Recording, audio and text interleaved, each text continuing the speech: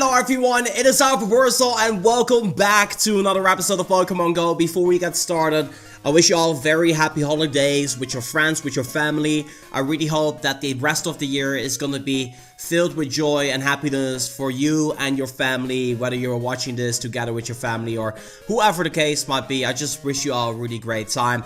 I'm back here right now onto the channel. We're going to be discussing HEATRAN, this Pokemon right here. Fantastic, legendary. Is going to be the final legendary of this year. I cannot believe it, the year is almost over. Now, I want you to watch this video for one very good reason, and that is, well, because I want to get views, but also because I want to make sure that you guys don't invest Stardust in the wrong Pokemon, or spend your Stardust in a Pokemon you don't have to spend it on, okay? Because I know whenever you guys see this Pokemon, you're like, oh my days, this Pokemon is insane! It is. But it has some drawbacks, and I'm here to discuss that. I'm here to make you guys a little bit wary of the situation, make you guys a little bit more alert, give you some perspective, and after you've watched this video, tell me in the comments whether or not you're going to be investing Stardust to defeat this Pokemon, or you're not going to do that, okay? So let's jump in. First and foremost, when is this Pokemon gonna be here? Well, one last legendary surprise coming to Pokemon Go. 18th of December, 1 PM Pacific Standard Time, that's literally 1 hour from now. It's gonna be released. So if you see this video, it's live, baby. It's gonna be insane. It will be here for a month until the 15th of January. And I got no idea who's gonna be there after that. But yeah, it's gonna be here for a month. And this is an exciting Pokemon, because I think a lot of people will be interested. This Pokemon's typing is Fire and Steel. So the weaknesses are, and it's very nice that they actually mentioned this right here, Water typings, Fighting typings, and Ground types. It's actually quad weak against Ground types. And with the recent switch up in the Pokemon Go resistance and the super effectiveness of attacks, this is even more important than ever. So let's take a look at this HEATRAN Counters guide from Pokemon Go Hub, because they have actually written it down very nicely. It's a Generation 4 legendary, it's a Fire and Steel type, meaning that by sunny weather and by snowy weather is going to be boosted. So that means that their CP could be 2681, and normally it would be 2145, 400%. So these are the CPs you gotta be taking into consideration. These are the key numbers. I'll leave this guide in the description down below as well, but here's what you gotta take into consideration. It's weak against fighting, against water, and twice against ground types, okay? Now, what are the counters here? It can also be fairly easily duoed.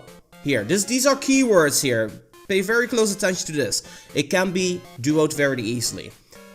But you can take it down anywhere 3 to 7 players, you know. 8 to 20 for lower level players, but mostly 3 to 7. Okay, so supreme counters. If you want to take this down with 2 people, you're gonna be needing either Groudon or Rhyperior in order to take it down. Obviously, you want to be having yourself the supreme counters in this case. Quad weak against ground typings. Groudon's gonna make quick work of it. Not everybody has access to Groudon because it's been a little while since Groudon was released. We're definitely due a re-release of Groudon, and definitely do a shiny, because it looks cool. But Rhyperior, in this case, is very easily accessible. It's the evolved form of Rhydon. You use the Sinnoh Stone, which are easy to get right now, with trainer battles being released. And a lot of people have access to this Pokemon, so I want to touch base on this Pokemon a little bit later as well. But yeah, you need these Pokemon in order to duo HEATRAN, right? Then over here, the accident counters are going to be Swampert, Rhydon, but obviously Sinnoh Stone turns it into Rhyperior. Swampert, Golem, Kyogre. I would say, you know, people have Kyogres. Obviously, if you've been around when Kyogre was there, you're obviously going to be having a pretty powerful Kyogre out there. I do remember a lot of people having Golems out there. Swampert, not so much per se, but some people who really like Mudkip will have themselves a Swampert. Give him some ground type moves and you're pretty much going to be set to go. It's not really like an attacking type Pokemon, it's more of a defending type Pokemon, but still it's going to be doing damage because it's ground type. So it's going to be doing pretty well against HEATRAN, I would say. But then, I want you to take a look at this list here. these Pokemon right here. These are also good counters. They are not bad counters. Like, some people are mistaken. They're like, oh, I only need the supreme counters or the excellent counters. No, the good counters are good Pokemon as well. If you max them out, they're gonna be doing work. Machamp, a lot of people have Machamp. Hariyama is like a budget version of a Machamp, or that's at least what I would like to call him. Machamp is a little bit more powerful. I don't know if you've invested in a Duck Trio. I don't think a lot of people have, to be honest, but yeah, you can use that. Blaziken's a good fire type as well. Donphan, not so much per se, but Gyarados, a lot of people have Gyarados. Flygon as well, so Flygon definitely accept, you know, all of these Pokemon here, a lot of people have these. And that's kind of why I want to talk about this, because honestly, you know, here's the thing. If you're gonna be investing into taking down Heatran by investing a bunch of Stardust, if you want to max out any, you know, any Pokemon, it's like 250,000 Stardust. It's gonna be a little bit less if you have a lucky Pokemon. But you got my point, right? It's a lot of Stardust, it's a lot of resources, potentially a lot of rare candy because this comes out of the blue. But here's the thing. These are the Pokemon which are going to be released in Generation 4. You got Giratina, Cresselia, Mesprit, Azelf, and Uxie. And then you got Dialga and Palkia. Now the thing is, the only other Pokemon which is going to be weak against Rhyperior is going to be Dialga, and it's not even quad resistant. It's just like good against, you can use him a champ as well. So this is my thing. If you're going to be investing into Heatran, be very thoughtful of the fact that a lot of people, mostly your raid parties, are all going to have these Pokemon out here. Machamp and so on and so forth. You might even have 2 Rhyperiors because you're like, ah, this Pokemon is super dope. You don't really need more than 2 Rhyperiors in a group for sure.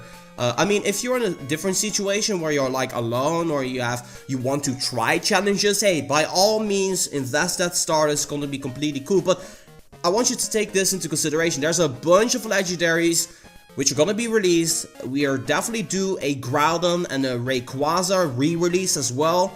And the Regis might be coming back as well. And then the legendary Beast might be coming back as well. There's not a whole lot of leverage there for a Rhyperior to do super well against these Pokemon. So ask yourself this question. Is it going to be worth it for me to make 6 Rhyperiors, max them out completely with the best moveset and high IVs? Or are you like, well, you know, for that 2 seconds of extra time, you know, I might as well just take any of these good Pokemon over here and, you know, do just as well. Because, you know, at the end of the day, some people really care for the amount of time that you spend taking down the raid boss. But let's be fair here. The difference between, I would say, a Swampert, 100% IV with ground type moves, to Rhyperior, I would say maybe 5 seconds is the difference. And that's 250,000 Stardust per Pokemon, right? So, you know, it's kind of like one of those things. I just wanted to make sure that you guys know what are you investing into with this Pokemon. It is a cool Pokemon by all means, but it's not a hard Pokemon to beat. It's not like Kyogre or something like that with Blizzard, which you need like 10 people to defeat back in the day, you know. So, easy to defeat Pokemon. A lot of people have counters against this already. Will you invest in this Pokemon? Let me know in the comment section down below. That's the video that I wanted to share with you guys. I hope this helps you out in any way, shape, or form. Dialga over here, if you want some more information on this. This is a really cool Pokemon. I love the way this looks. It's a Steel and Dragon type, which will be released in the future. And on Bulbapedia, it actually says it's only weak, like super effective weakness against ground types or super effective weakness against Dialga here. So that's just kinda, you know, my point here. There's not many legendaries in Generation 4 or even Gen 3, Gen 2 in which the ground typing is gonna reign supreme. So, yeah. That's all there is to say from my end. I hope you guys enjoyed. There's another video coming very soon discussing all the news that has just been rolled out and my thoughts on Deoxys as well, because I think it's gonna be pretty interesting one out there. But yeah, I want to say thank you guys so much for watching. It's good to be back for the holiday season. I'm gonna try to make a video every once per day. I'm gonna do my best here. No promises, no guarantees, but I'm gonna do my best. And I'm back again here onto the YouTube channel. So if you guys are excited for me coming back to YouTube, make sure you leave a like on this video. And I want to say thank you guys so much for watching. This is Reverse for Pokemon Go. I'm gonna be signing off, and I'll see you guys in the next one.